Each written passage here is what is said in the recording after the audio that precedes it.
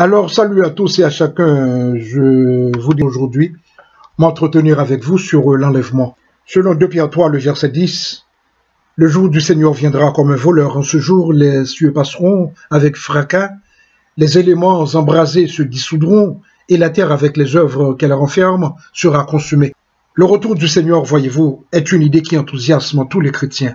Lorsque le Seigneur reviendra, son peuple sera glorieusement racheté. Ce sera la fin de nos peines et de nos problèmes ici, ainsi que le début de la vie avec le Seigneur, pour toujours. Paul pria, Seigneur, viens, selon 1 Corinthiens 16, verset 22. Et c'est aussi notre prière. Mais il est regrettable qu'un certain nombre de fausses idées véhiculent autour du retour de Jésus. Bien que les avertissements bibliques indiquent clairement que personne ne peut fixer une date pour le retour de Jésus, selon 1 Thessaloniciens 5, verset 2, de nombreuses personnes essayent de le faire. Les autres pensent que le Seigneur viendra enlever son peuple de cette planète avant une période de terrible tribulation. Quoi qu'il se passe dans l'actualité, quelqu'un l'interprète comme signifiant que l'enlèvement aura lieu bientôt. La guerre du Golfe Persique était considérée il y a quelques années comme un signe avant-coureur de la fin de l'humanité. Il est désormais évident que ce n'était pas le cas. Et les gens ont donc fait tout un plat du passage à l'an 2000 et du conflit du Kosovo. La fièvre du ravissement semble se répandre partout à travers le monde. Nous souhaitons nous opposer à l'enlèvement en soutenant à partir des Écritures que l'enlèvement ne peut avoir lieu en 2023, 2024 ou toute autre année future. Pourquoi ?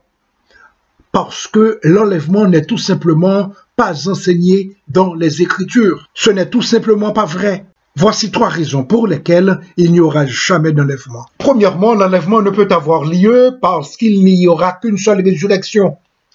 Un élément essentiel de la doctrine de l'enlèvement est qu'il y aura 2 résurrections. La première sera réservée aux justes morts, donc aux morts justes. Ils seront ressuscités avec tous les chrétiens vivants qui seront enlevés avant le temps de la tribulation.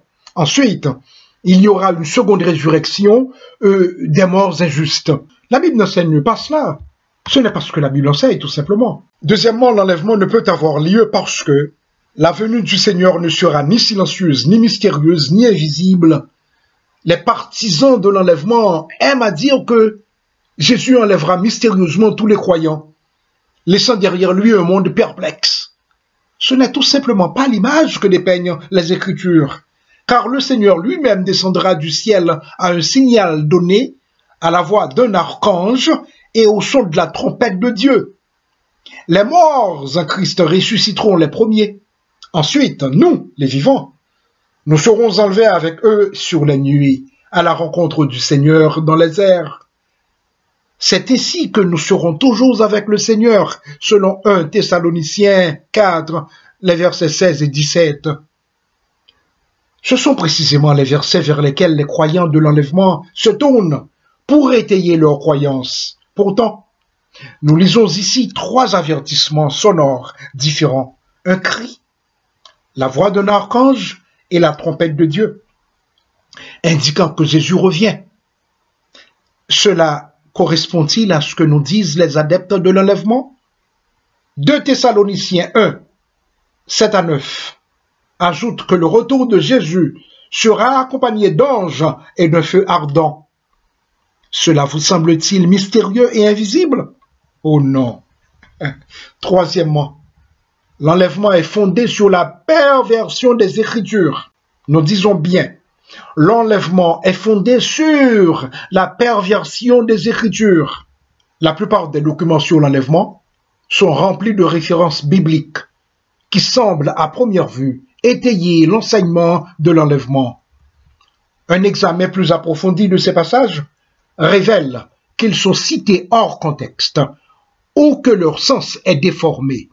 Par exemple, on fait grand cas des prophéties de Matthieu 24 sur la tribulation, le verset 21, et sur le fait que l'un sera pris et l'autre laissé, versets 40 et 41.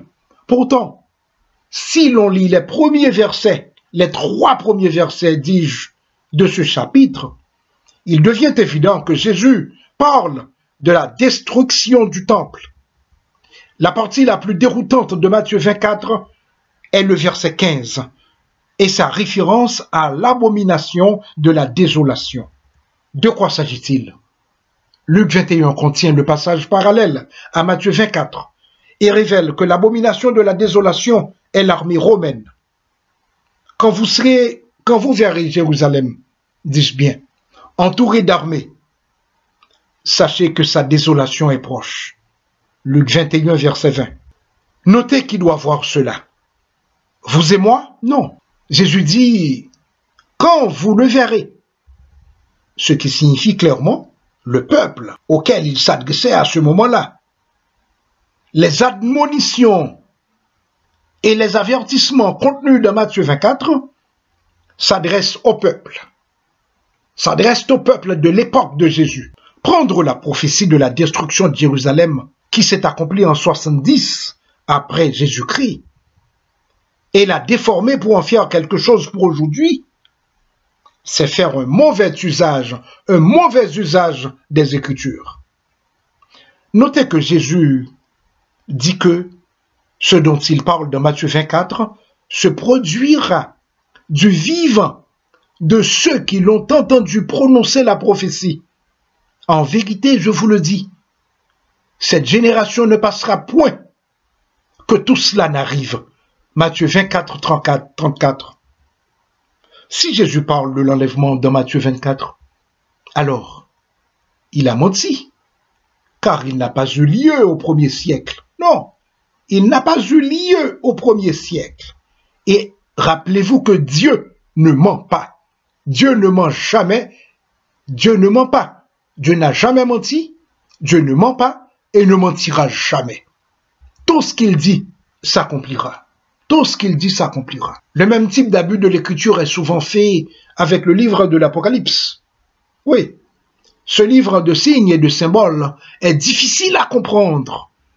C'est pourquoi, lorsque les faux enseignants ont besoin d'un endroit pour étayer leur fausse doctrine, ils se précipitent sur l'Apocalypse, sachant que la plupart des gens ne seront pas en mesure de pouvoir comprendre et ne seront pas non plus en mesure de prouver qu'ils ont tort.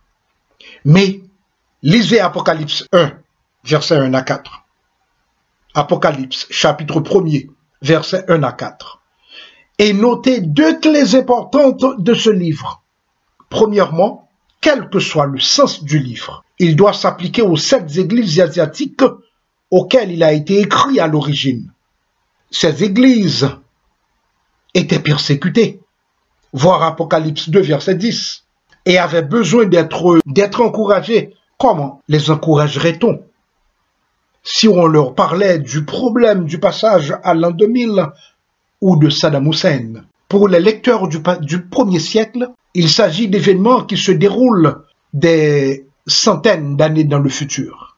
Quel que soit l'usage que l'on fait de l'Apocalypse, nous devons d'abord réaliser que nous lisons le courrier de quelqu'un d'autre et que l'application première du livre doit être celle de ses premiers lecteurs. C'est de l'arrogance pure et simple que de décider que tout ce qui se trouve dans la Bible doit être écrit à notre sujet et pour nous. Deuxièmement, remarquez-vous l'utilisation répétée de bientôt et le temps est proche.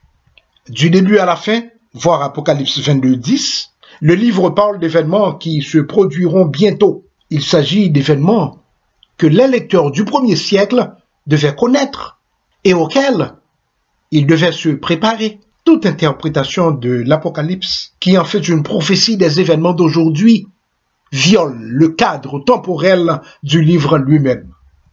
Une fois de plus, nous constatons que la Bible n'offre aucun refuge à ceux qui enseignent l'enlèvement. Pour conclure, l'enseignement de l'enlèvement n'est qu'une partie d'une vision de la fin des temps, connue sous le nom du prémillénisme.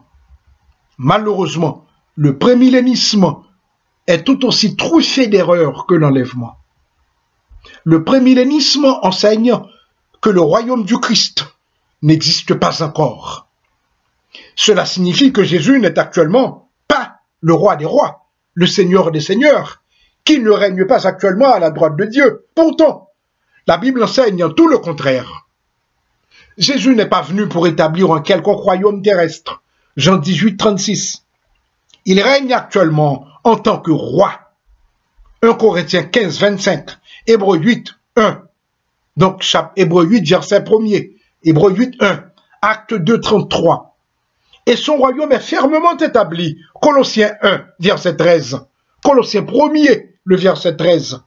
En tant que roi spirituel. Ne vous laissez donc pas tromper par toutes les discussions sur l'enlèvement. Jésus n'enlèvera pas les chrétiens de façon soudaine et mystérieuse. Au contraire, à un moment que personne ne connaît, le monde prendra soudainement fin. Et tous seront conduits au jugement. Voir 2 Pierre 3, verset 10. Suivre de faux enseignements ne vous aidera pas à ce moment-là. Nous vous conseillons vivement d'étudier ces choses plus en détail. Voir Acte 17, verset 11. Si vous trouvez que l'enlèvement n'est pas en phase avec l'enseignement du Nouveau Testament, abandonnez-le et cherchez la voie du Seigneur telle qu'elle est révélée dans les Écritures. Que le Seigneur vous bénisse tous. Amen.